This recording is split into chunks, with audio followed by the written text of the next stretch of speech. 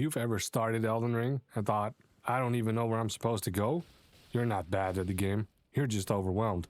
The map is huge, enemies hit hard, and every mistake feels expensive. So either you grind weak enemies for hours, or you walk into a boss fight you were never meant to win yet. That's the real early game problem.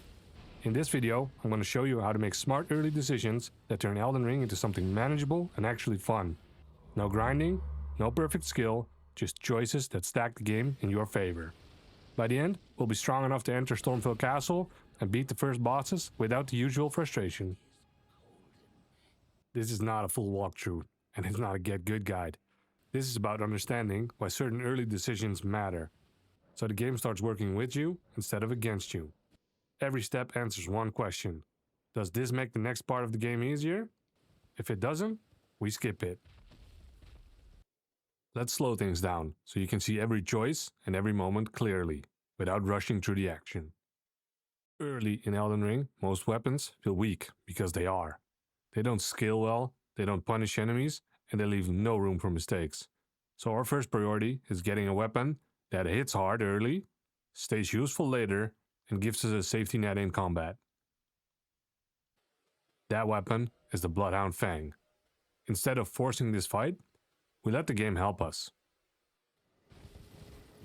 In Mistwood, at night, you'll hear a wolf howl.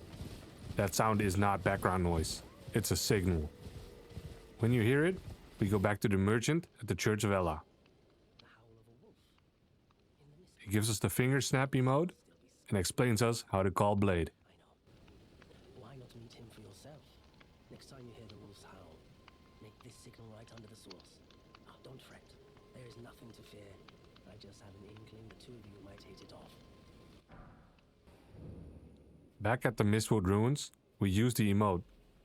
Blade drops down and he offers his help. This matters because Blade completely changes the upcoming fight.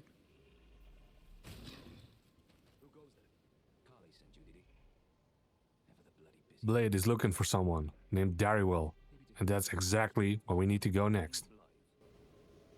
I'm looking for a man who goes by Darrywell. He fled so many nearby. Whatsoever, come tell me if you find him before I do. I can offer you ample reward.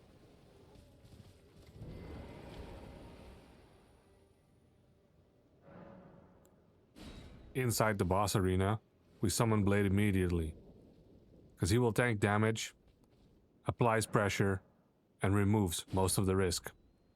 We don't need perfect timing. We don't need to play aggressively. We just need to survive.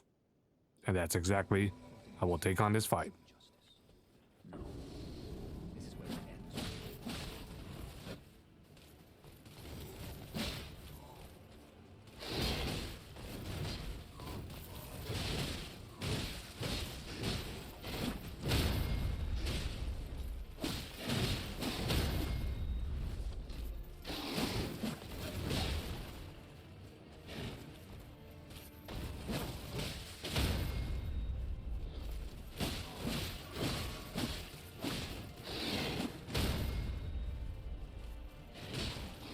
The reward is the Bloodhound Fang. A curved greatsword with strong scaling, bleed buildup, and a weapon skill that lets us dodge and counter in one move. This single weapon fixes most of our early game struggles.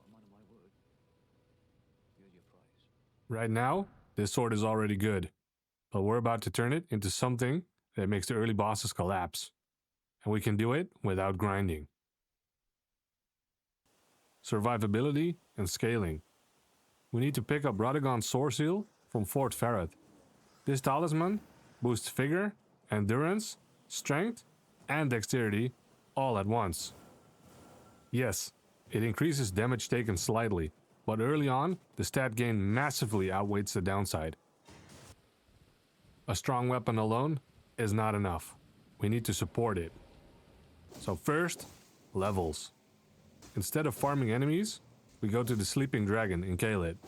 By triggering Bleed repeatedly, this dragon can be killed safely and pretty fast.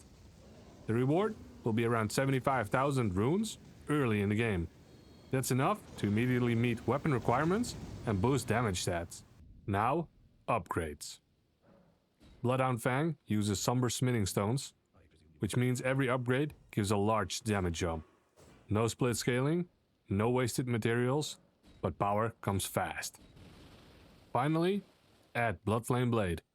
This incantation adds fire damage and speeds up bleed buildup, which pairs perfectly with Bloodhound Fang. To use it, we need to buy the two-finger seal and invest some levels in Faith and Arcane. You can buy the seal at the merchant in the round table hold, a small investment for a major damage increase. At this point, our stats are focused and efficient. We have 18 strength, 17 dexterity, 12 fate, and 10 arcane. No wasted levels, no grind. Now that we're prepared, it's time to go where most players struggle. Stormfell Castle is not just progression, it's a preparation check. Margit and Godrick punish underleveled and unfocused builds. That's exactly why we come here right now. Using Bloodhound Fang's weapon skill, we dodge through attacks and counter immediately with heavy follow-ups. This lets us stay aggressive without being reckless. We're not reacting anymore. We're controlling the fight. That's not skill, that's preparation.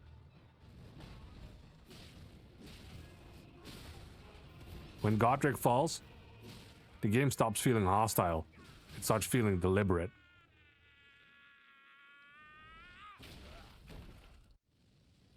For now, the game stopped testing you. It's confirming your choices.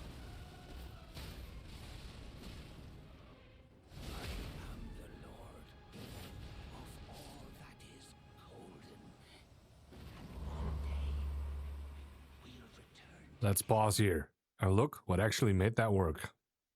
Bloodhound Fang for damage, bleed, and mobility. Somber upgrades for fast scaling. 75,000 runes without grinding. Radagon Soreseal for massive early stats. And Bloodflame Blade for faster bleed and higher burst. This is not a strict path. It's a way of thinking. You choose which fights matter, when to power up, and how difficult the game becomes. That's what Elden Ring actually rewards. Elden Ring does not demand suffering. It rewards informed decisions. If you want to see how this build carries me through the mid and late game, step by step, subscribe and join me in the lands between.